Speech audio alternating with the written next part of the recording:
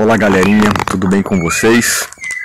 Se liga na meditação dessa semana, ela está na lição 13 da sua apostila, nas páginas 26 e 27, e também, graças a Deus, está no livro de Atos, capítulo 12, dos versos 5 a 10. Vamos ler junto um trecho? Diz assim, Atos capítulo 12, verso 5. Pedro, pois, estava guardado no cárcere, na prisão. Mas havia oração incessante, que nunca para, incessante a Deus, por parte da igreja, a favor de Pedro, em favor de Pedro. Bom, o restante da história você já sabe. Pedro foi levado preso, Pedro estava preso, a igreja intercedeu, todos os irmãos juntos intercederam pela vida de Pedro, e um anjo entrou naquela cadeia, naquela prisão, naquela cela, e derrubou-lhes as correntes, abriram-lhes os cadeados, enfim, as portas, e Pedro foi liberto.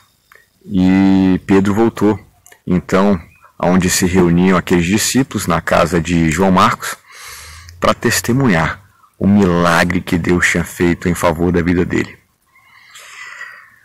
Essa história nós já vimos, e que bom estamos revisitando, não é verdade? Mas essa semana eu gostaria de convidá-los para meditar sobre alguns pontos de atenção. São 4 pontos de atenção que trazem luz a essa história, tá?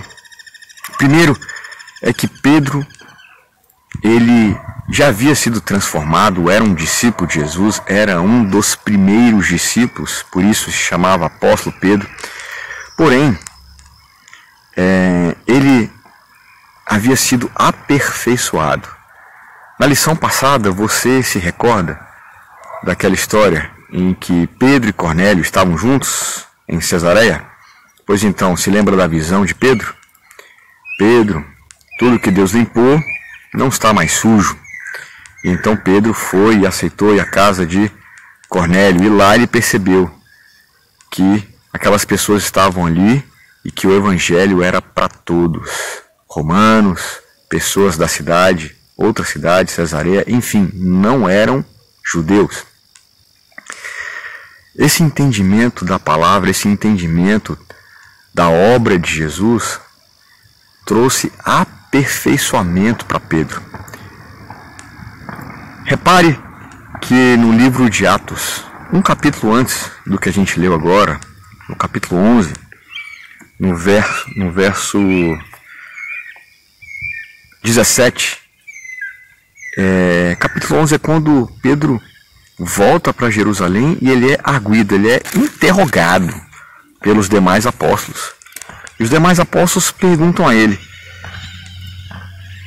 entrou na casa de homens incircuncisos e comeste com eles? Eles estão perguntando: você comeu, falou de Jesus, pregou a palavra para não judeus? E Pedro então explica tudo o que aconteceu. Que ele teve uma visão, que ele estava em Jope, que então foi levado a Cesareia, e que faz todo sentido agora para ele. Olha só o depoimento dele no capítulo 17, no verso 17 do capítulo 11. Ele diz aos apóstolos que estavam interrogando a ele: pois se Deus concedeu o mesmo dom que a nós nos outorgou quando cremos no Senhor Jesus, quem era eu para que pudesse resistir a Deus? Quem era eu para que pudesse resistir a Deus?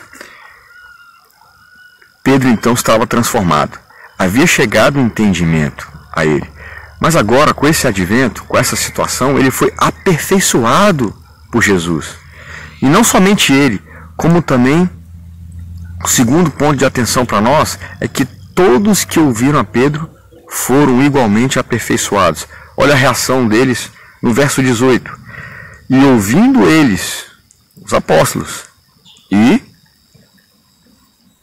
discípulos de Jesus, judeus, que estavam em Jerusalém, depois da volta de viagem de Pedro, ouvindo eles estas coisas, ou seja, todo o relato de Pedro acerca do que aconteceu na viagem, apaziguaram-se, pacificaram-se e glorificaram a Deus, dizendo: logo, também aos gentios foi por Deus concedido o arrependimento para a vida. Bom, todos estavam então aperfeiçoados por Jesus. O Evangelho é para todos, salvação é para todos. E isso não para aí. Olha que interessante. Você se recorda que quando a igreja começou a ser perseguida, e Saulo de Tarso ainda era Saulo de Tarso, depois da morte de Estevão, vários da igreja, quer dizer, toda a igreja havia sido dispersa, espalhada por cidades vizinhas, por Samaria. A Bíblia nos conta no livro de Atos capítulo 8 que eles foram para Samaria, que eles foram para Judéia, na verdade, onde Filipe estava, em Samaria, se recorda? Depois foi para o deserto. Depois que voltou do deserto, foi para onde? Foi para uma cidade chamada Azoto. E depois a Bíblia diz que ele foi inclusive para Cesareia e outras cidades. Enfim, aqui no verso 11, antes dessa passagem de Pedro na cadeia, a Bíblia nos conta que os cristãos continuaram dispersos e foram para Antioquia. E depois Barnabé foi para lá, Paulo foi para lá também. Enfim, eles viram que haviam discípulos que já tinham trabalhado por lá e haviam pregado para outros que não eram apenas judeus. Amém. E olha que interessante, no verso 26 do capítulo 11 de Atos, diz assim: em Antioquia foram os discípulos, pela primeira vez, chamados cristãos. Então veja, o terceiro ponto de atenção é esse. A religião agora era Jesus. Não era mais só para os judeus. Pedro havia entendido isso. Todos os apóstolos ali haviam entendido isso, segundo o relato de Pedro sobre o que ocorrera na viagem a Cesareia. E agora em Antioquia, com a igreja dispersa, enfim, não era mais judaísmo, não era mais o Deus dos judeus. A gente estava falando de as pessoas estavam considerando todos aqueles que falavam de Jesus, que ensinavam as parábolas de Jesus, os ensinos de Jesus de vida, de perdão, de amor, como cristãos. Nascia ali a religião Jesus Cristo. Olha que marcante. O quarto ponto de atenção diz respeito a mais um avanço que Pedro tinha, a mais um aperfeiçoamento que acontecia na vida de Pedro e na vida, portanto, dos outros discípulos, dos outros apóstolos, não é verdade? Porque veja que no capítulo 12, né, tema da lição, quando Pedro é preso, ele se aquieta. Se não, vejamos, olhe essa imagem, como a Bíblia diz, ele foi acorrentado, cercado por sentinelas, por soldados, e descansou. E ali estava Pedro, deitado, descansando. Que coisa, hein? O Pedro de outrora, que havia, por exemplo, perguntado coisas para Jesus, questionado Jesus sobre várias coisas comportamentais, de postura mesmo. O Pedro que havia de forma furiosa agido ou estava nervoso com os cobradores de impostos e perguntou para Jesus: Jesus, se eu perdoar as pessoas 7 vezes, tá bom? Tá bom, os fariseus perdoam 6, eu vou perdoar 7. Tá tranquilo assim? É suficiente? E Jesus, não, meu amigo. Pedro, você vai perdoar 70 vezes 7 por dia. Você vai perdoar toda hora. Você vai perdoar eternamente. Você vai perdoar quantas vezes forem necessárias. Até mesmo os cobradores de impostos. E Pedro ainda estava nervoso e Jesus falou: Pedro, pega a minha parte. Eu tenho que pagar o imposto e você também tem que pagar o seu, por isso que eles estão nos cobrando. Pega os nossos impostos ali quando você for pescar amanhã. Na boca do primeiro peixe que você pescar, tá bom? E assim aconteceu.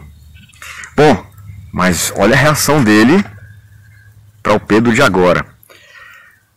Olha o Pedro de outrora, negando a Jesus 3 vezes. Olha o Pedro com a espada na mão, arrancando a orelha de Malco, já que foram prender Jesus. Ele não ia deixar barato, ele ia lutar.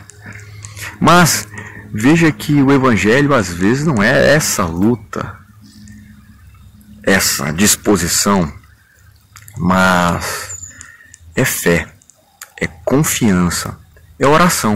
Oração como, por exemplo, aconteceu no verso 5 que acabamos de ler. A igreja toda incessantemente orava em favor de Pedro. Essa é a nossa luta. Essa é a luta do cristão. A oração. A confiança. A confiança que agora Pedro demonstrava nas coisas de Deus. Pedro demonstrava na obra salvadora de Jesus. Pois ele foi preso e não estava mais com espada na mão, não estava mais discutindo com soldados, não estava mais perguntando para Jesus se devia perdoar ou não. Ele estava tranquilo, com o coração sereno. Ele estava confiante e por isso descansou em paz. E por isso seu comportamento era outro. Ele estava sendo melhorado, aperfeiçoado, ele estava avançando no conhecimento da palavra. E nós também estamos avançando no conhecimento da palavra. Isso nos traz confiança em Deus e uma postura de guerreiros, guerreiros de Jesus, guerreiros em oração. Crianças, o desafio dessa semana está no livro de Salmos. E é um Salmos que eu gosto muito. Eu recito ele todo dia. É o Salmos 40. Ele fala da oração para livramento. Inclusive é tema também da nossa lição de estudo. Diz assim: Salmos, capítulo 40, dos versos 1 a 5. Só essa parte, essa primeira parte, dos versos 1 a 5. Esperei confiantemente pelo Senhor. Ele se inclinou para mim quando clamei por socorro. Tirou-me de um poço de perdição, de um tremendal de lama. Colocou-me os pés sobre uma rocha e me firmou os passos. Colocou-me nos lábios um novo cântico, um hino de louvor ao nosso Deus. Bem-aventurado o homem que põe no Senhor a sua confiança e não pende para os arrogantes, nem para os afeiçoados à mentira. São muitos, Senhor Deus meu, as maravilhas que tens preparado para nós. Também os seus desígnios para conosco. Eu quisera anunciá-las e delas falar, mas são mais do que se possa contar. Ninguém há que se possa igualar contigo. Nós vamos meditar nessa palavra, que é um salmo de livramento, um salmo de confiança, são palavras de confiança. Nós depositamos em Deus toda a nossa confiança, todos os nossos problemas, todas as nossas esperanças. E Ele há de lutar por nós, nos livrar, nos salvar e nos fazer avançar. Se as nossas expectativas, se as nossas esperanças estiverem em Deus, Ele nos fará avançar. Esse é o cristão que avança. Foi assim com Pedro, é assim conosco. Essa semana vamos continuar avançando, crianças. Nos vemos, nos encontramos no próximo sábado. Deus abençoe.